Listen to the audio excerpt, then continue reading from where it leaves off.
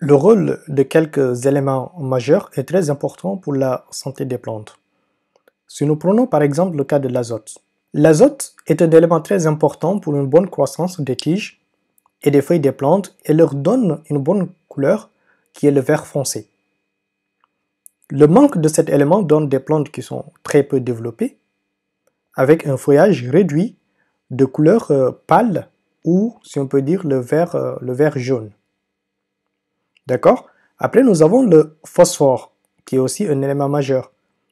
Il assure le bon développement des plantes, surtout de leurs racines. Il joue aussi sur la maturité et la précocité des récoltes. Une carence en phosphore provoque un développement qui est tardif. Des feuilles qui sont vert pâle, violacées ou bronzées, si on peut dire, avec une maturation qui est très lente. Ainsi, un mauvais développement des fruits et des graines. Ensuite, vous avez le potassium.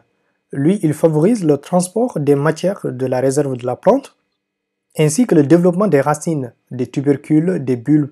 Il accroît aussi la résistance des plantes aux maladies. C'est un élément d'équilibre et de santé. La carence de cet élément va s'observer d'abord sur les vieilles feuilles qui développent des taches qui sont brunes ou grises près de leur rebord. Parfois, on observe aussi des brûlures sur la bordure des feuilles. Plus tard, je vais vous montrer quelques exemples à titre indicatif. C'est un dessin qui va vous montrer certains éléments de ce que nous venons de décrire. La plante utilise aussi le carbone, l'oxygène, et l'air, l'eau et le sol, qui sont des éléments indispensables, comme vous le savez, pour trouver ou bien pour créer une solution du sol pour qu'elle puisse les utiliser.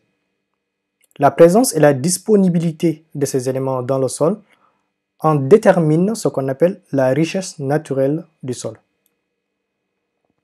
D'accord?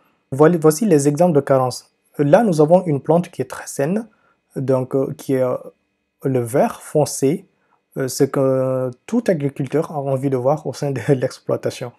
Ensuite, nous avons une plante qui manque en magnésium. Voici le genre de couleur dont elle a tendance à tendre vert.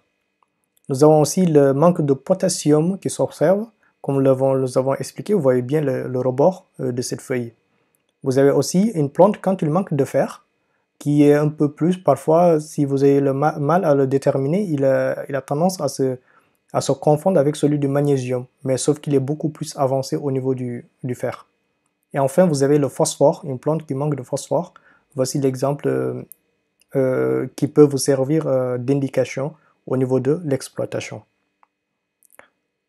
Il faut savoir que la présence et la disponibilité de ces éléments dans le sol va déterminer ce qu'on appelle la richesse naturelle de ce sol. De ce fait, pour les sols qui sont pauvres, il faut en apporter en quantité suffisante pour permettre une bonne croissance et donc une bonne production des cultures. Dans cet apport en éléments nutritifs ou, on peut dire, la fumure des sols se fait avec des matières organiques et avec des engrais chimiques. Cela reste une approche très productiviste.